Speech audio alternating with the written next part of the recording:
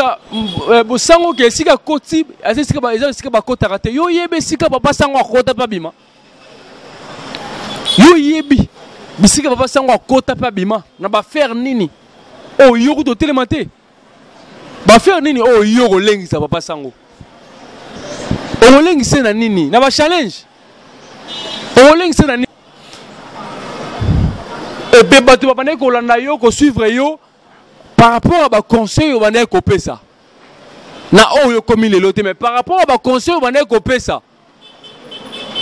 Mais le loma tumba au commis intouchable. So ba lobby kutu bataki na komo na hote ozawana pona roloba. O yebi roloba te. O yebi pe roloba te. Ozobi zongana nzela.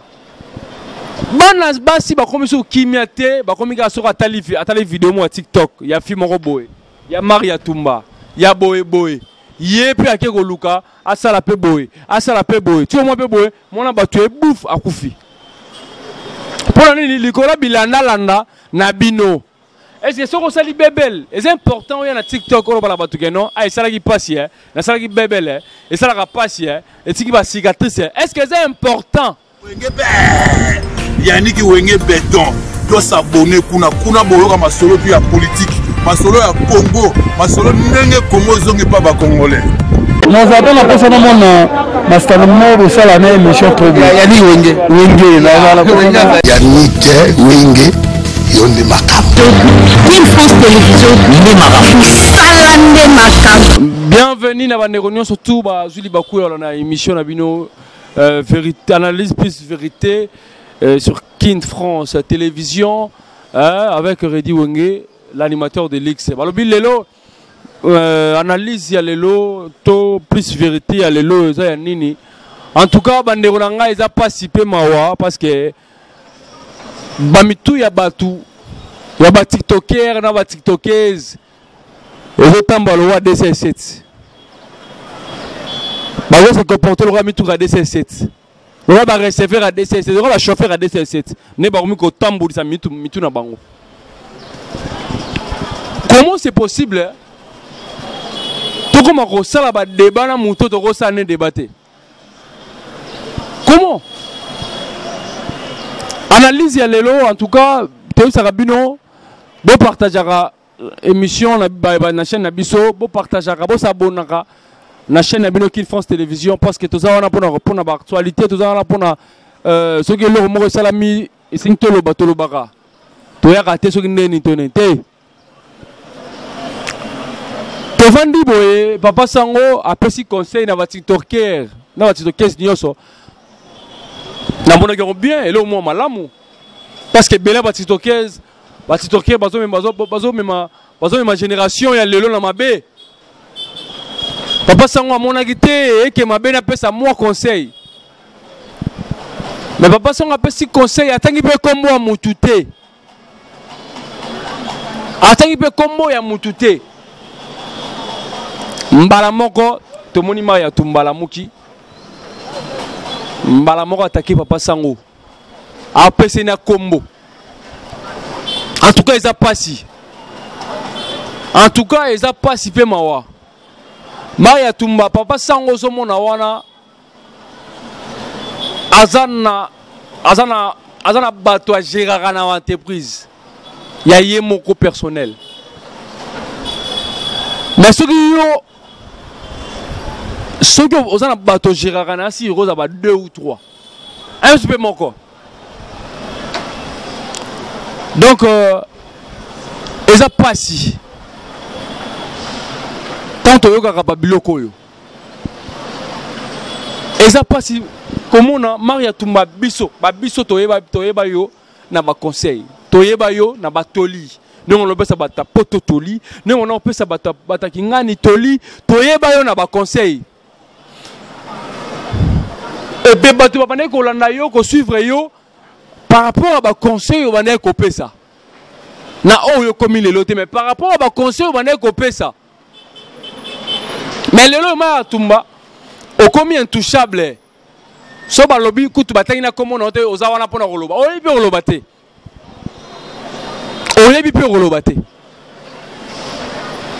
Aujourd'hui, ça, bosango ke sika koti, assez sika ba kota raté. Yo yebe sika papa sango akota pa bima. Yo yebi, bisika papa sango akota pa bima. Na ba faire nini? Oh yo to télématé. Ba faire nini? Oh yo lengi sa papa sango. Oh lengi se na nini? Na ba challenge. Oh lengi se na nini? Na ko biza na TikTok. Oh lengi se na nini? Hein? Oling c'est na bebel. Hein? Oling c'est na nini Maria Tumba. Toyeba kiyo na conseil. Toyeba kiyo na rofinga te, toyeba kiyo na moi ozo lakisa moi, ozo te ya ba fille, ozo te ya ba mama. Toyeba kiyo bongo. Zonga na nzela toyebela kiyo.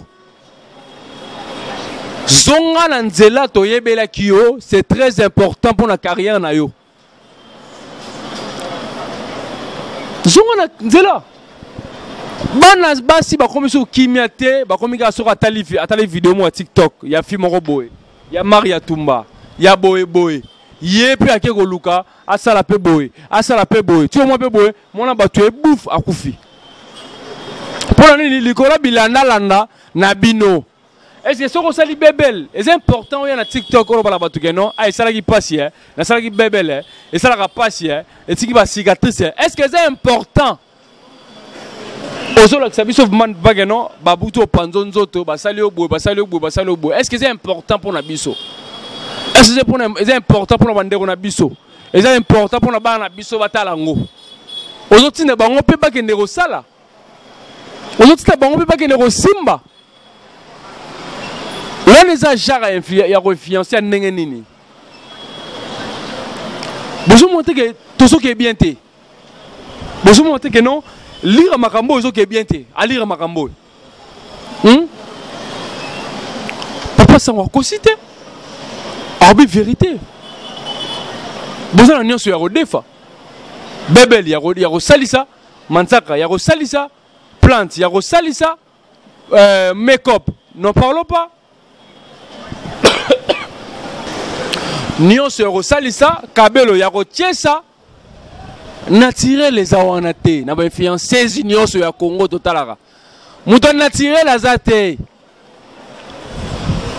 muta naturel ya naturel era moko de niles bio tu ba ti naturel make-up kezongi bopesa ba conseil mabala ba fi ba vana bandaka mabala bopesa ba conseil ba fi bazala kimia bopesa ba conseil ba fi batika kindumba. Et non, on sait que la vidéo est des scènes, des tuyaux, des tuyaux, intouchables, conseil. Non. Non, non. C'est pas possible, c'est normalité. Toi, c'est comporté mal. Papa sango wana oyozo finga. Papa sango oyozo lingo tia na miniature, obana ko tsa soki ndeni so ndeni. Aho la yo. Aho lié ça yo. Aho tino la poto. Aho tino partout.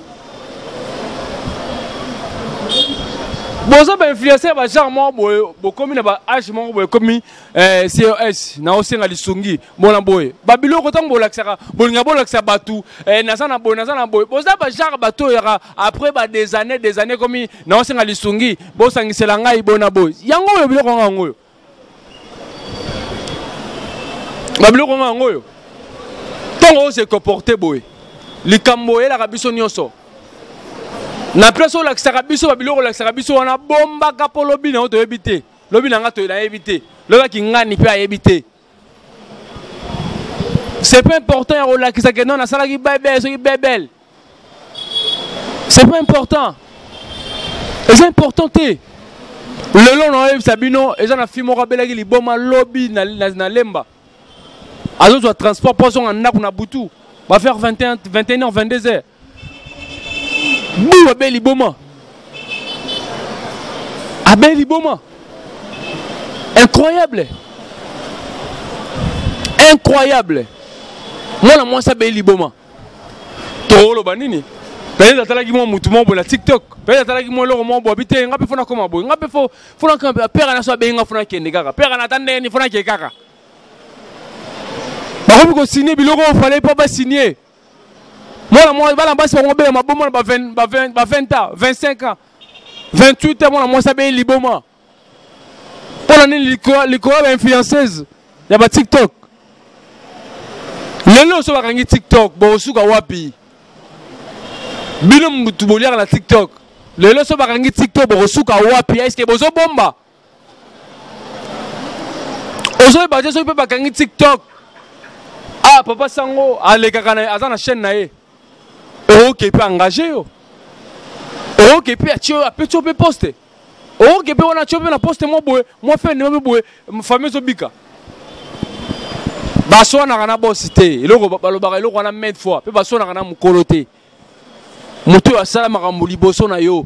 Mutu asala media na liboso yo to sala media te mama ezaka ka TikTok yo facilité biso yo sangisa na ba journaliste na mutu mo avana na ndaku msusu donc ayi mutu mo ko mata o akomi lelo te TikTok facilité ye liko nango babandi pe osa subi sala sala moko boezanga mutu na makolo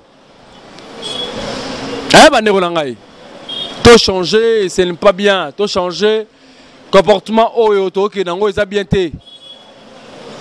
Toyebaki Maria Tumba na ba conseil. Toyebaki Maria Tumba na toli. Ngai na yebaki o na bongo. Na yebaki o teke soki mutu mo apesi yo remarque yo yeba ba tche intouchable ba tout ba lobela o vérité te. Ba lobela o bo solo te. Tolingi bo solo na ba vidéo na bino. Tolingi naturel. Tolingi nyonso na nzoto na la naturel. Bozo influencer ba na basi mabe. Bozo lakisa bango mabe. Bozo lakisa bango mabe. Tout ça poser la vérité na bonzoto na bino. Na bino nyonso. Zala naturel, tika bebel, tika boy, tika osalisa liboko, tika osalisa solo, tika osalisa matama, tika osalisa matoi. Et tout ça ngabo osalisa na makoshi. Bozo salisa nyonso. Bozo salisa tout. Incroyable. Comment on dit mabazo ceux qui mafuta mouton ya taba oh ceux qui même na sima munene na mafuta na bango wana bazo ka chaka bino na sima bo fimba est-ce que c'est normal? Hein? Directement ba fi azola na ngo déjà bigeno ndela za banga suka France ka eloko wana nga suka aoge sala bo do akufi vie katani.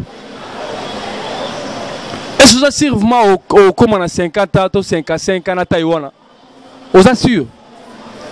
On assure. Tu changer comportement, tu as battu na ranger na bango. Tu as oyo na ranger na ye, tu as oyo na ranger na ye, maintenant muta na place na ye. Maintenant muta na ranger na ye. Yeba nani oyo aza nani, oyo pas nani. Papa sango aza ni master na yo, Maria Tumba, aza master na yo te. Azama sana yote. Oba no la segi impolitesse dans ote malama ko so mutasali obo pou na TikTok oba no sa ba buzoba. Sala attention zala mayele. Kokota na libulu oyo ko memona liwate. Kokota na libulu oyo ko kitisa yote. Sala zala mayele. Eza plus conseil lisusu na ba kisela yo. Eza conseil na so ba kisela yo. Luka Jemima Kokonzo ni bosa na ba débat, Luka Chacha bosa na ba débat, Luka ba TikToker wana mibali ba koma ba deux fois wana bosa la ba débat. Mais tika batoyo bazo sala média, ce que l'ora mabezali alobi pe boye. Tembo na ba pesi conseil yo lingo komisa ngo lokola soki ndenge nini yo intouchable do yo kana kasango. Aucun n'a pas sango. Aucun n'a pas sango. C'est quoi? Il y a été sur le fan na été. Et l'on laisse qu'il y a le ben ayo. Et l'on laisse qu'il y a le ben ayo. Pourquoi on laisse une politesse mon robot yo zanga ezanga mutuna makolo? Pourquoi? Et ça n'inga pas si comme on a vidéo ya fi wana liboma na super na lemba. Et ça li passi. Autaki wapi? Azalaki wapi? Propre kitoko mbala moko akobi liboma bana basi boye babisika nini bozo kendaka kokaba milimo na bino boye babisika nini bozo kendaka kokaba milimo na bino mutu nyonso taza mutu oyo koya osala na boye ebele bazoya pona kobenda batu mayele pona koyiba ba moral ba esprit na bino okomi liboma famille superte. Voilà, merci beaucoup. C'était votre animateur de Ligue, c'est Rédu Motolanko Babi. Kin France Télévision, analyse plus vérité ne tombera jamais. Merci beaucoup l'équipe technique Nyonso, merci na Yemo le patron Yannick Wenge, merci na Bandeko Nyonso, Talara Bino, Bino ne Makambusa, Bino Mobulu Makasi. Beau partager, beau aimer, beau commenter, en tout cas, et ça la rabiso, plaisir Makasi, tant tout le monde va commenter na Bino, il y a courage, il y a félicitations, et ça la rabiso bien, beau s'abonner, beau partager vraiment, beau partager, marma bien, et Zali, voilà. Tous les cas. Kin France Télévision Nemaram chaîne Moroya Kanda. Aïe aïe aïe. Balobi biso toloba minti. Musalande makam. Abonnez massivement la chaîne France Kin TV et pas Yannick Wenge Béton. Doit s'abonner kuna boyoka masolo puis ya politique, masolo ya Congo, masolo ndenge Congo zongi pas ba congolais. Nous avons la personne mon Master Mobo Salane émission trop bien. Yannick Wenge Yonde Makam. Kin France Télévision Nemaram. Salande Makam.